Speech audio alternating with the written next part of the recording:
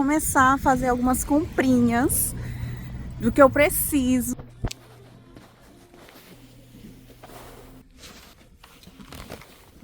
Você tem que fazer tudo numa correria para tentar alcançar algum tipo de privilégio. E uma das coisas que eu me perguntei antes de decidir qual curso seria, sei lá, num recomeço profissional.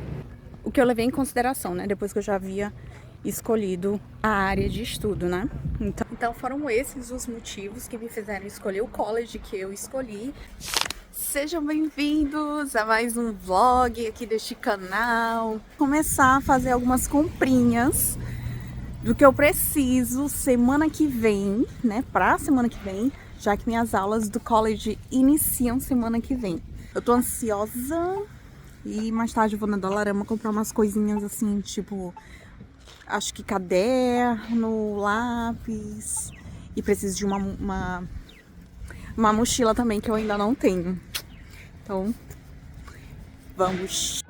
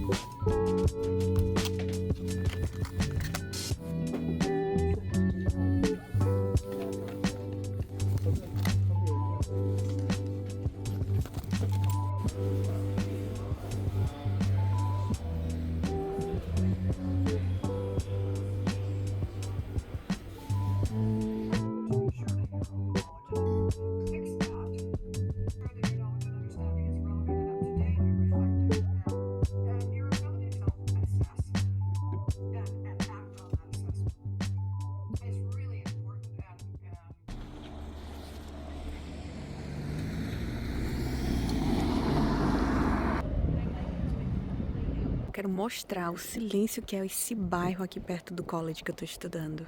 Às vezes a gente assiste muito brasileiro dizendo que uma das coisas que mais assusta quando a gente volta pro Brasil, seja para visitar ou, enfim, veio passar uma temporada fora e volta pro Brasil, a gente estranha muito, e tanto vice-versa, né, saindo do Brasil e vindo para cá, é o silêncio ou a zoada, né, caso você faça o caminho inverso de sair daqui pro Brasil. Porque, olha só, se não fosse esse avião passando aqui,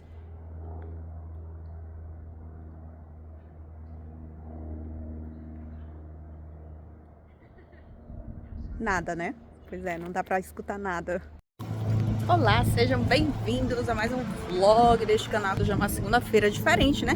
Geralmente eu começo a gravar os finais de semana, ou numa sexta à tarde, ou num sábado à tarde, e maioria das vezes domingo de manhã. Mas hoje é uma segunda, finalzinho de tarde já. Enquanto eu vou falando, vocês vão ficando com essa vista ensolarada, né? Olha o sol, que lindo. Bom, eu tenho assistido muitos vídeos de alguns youtubers, blogueiros, enfim, galera que mexe aqui com conteúdo, criação de conteúdo para internet, né? E o que eu tenho percebido muito é, todos da minha faixa etária estão muito se perguntando, né, o que fazer pelos próximos anos. E sim, esses autoquestionamentos, essas dúvidas também chegaram para mim. E chegaram muito depois que eu consegui entender que, caramba, esse meu sufoco de anos iniciais de imigrante tá começando a acabar, né? Então eu me vi mais dentro desse questionamento quando passou meu segundo ano e meio, entrando no terceiro aqui no Canadá. Eu comecei a me perguntar o que eu iria fazer, porque também eu já estava ali iniciando, querendo ou não, a pensar, sei lá, num recomeço profissional. E cá estou eu, do dia seguinte, em casa, né? E preparando o meu almoço. Eu tava tendo aula online, o computador tá por aqui, não sei se dá pra ver daí. Mas eu tava falando ontem sobre a chegada da famosa crise, né? 35+. que muita gente começa a se questionar. E eu também passei por essa fase. Eu também cheguei a me questionar. E agora? O que eu vou fazer? E agora? Como é que vai ser? Porque eu tinha a obrigação de continuar estudando. Gente, por que não, né? Vida de imigrante a gente não pode parar. A gente não pode parar de estar procurando crescimento. Porque se você bem pensar, com a idade que você vê, a idade que você tá começando sua vida aqui, então você tem que fazer tudo numa correria para tentar alcançar algum tipo de privilégio que você precisa na sua vida ou até mesmo pro futuro. Então é essa correria, é essa dinâmica da vida de um imigrante. E também vale para a questão de estudos, né? Estudos, progressão de carreira. E você se vê na questão do, se você já veio do Brasil formado, vou continuar com a minha profissão do Brasil ou vou encarar uma coisa nova, real, oficial, de fato? Porque os bicos, os trabalhos que a gente consegue aqui no início, são trabalhos em que a gente nunca executou no Brasil, mas para início de conversa a gente precisa, né, dar a cara a tapa e trabalhar com coisas que a gente nunca trabalhou, que são os famosos bicos, né? Ou serviços de empregos de entrada, né? Subempregos, como o povo gosta de falar.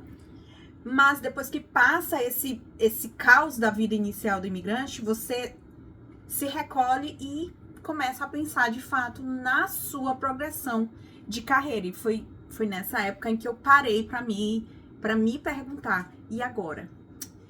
O que eu faço? Volto para a educação porque eu era professora no Brasil ou não? Só que antes de tomar essa decisão, eu fiz várias perguntas que talvez possam ajudar vocês também. Nesse momento eu tô assistindo aula, né? Vou virar aqui um pouquinho para vocês darem uma olhadinha, que eu tô assistindo aula aqui agora. E uma das coisas que eu me perguntei antes de decidir qual curso seria, era saber como que esse curso seria entregue. Se ele seria entregue de forma presencial, se ele seria entregue de forma online e se ele seria entregue de forma híbrida, que no caso é esse curso que eu tô fazendo. Obviamente que essas perguntas mais específicas eu fiz depois que eu já havia decidido a área. Vamos continuar esse vlog, porque toda hora eu continuo ele num lugar diferente, né? Então agora eu tô indo pro trabalho, e eu vou continuar essa conversa com vocês, né? Então uma das primeiras coisas que eu precisei saber, né? Ter certeza de como seria para alinhar com a minha rotina aqui, de uma pessoa, por exemplo, que não tem carro, mora em Vancouver. Então eu tinha que escolher um college que não fosse muito longe para mim, que fosse acessível, ou então se fosse híbrido, enfim. Decidi a área, né? Resolvi retomar para a educação. Inclusive eu posso fazer um outro vídeo depois do porquê que eu decidi retomar para a área da educação. Decidi que eu queria híbrido ou online, mas eu não queria 100% presencial.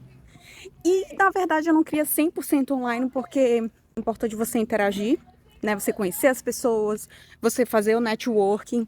Então, coincidiu da minha necessidade de bater com a oferta, né, do college.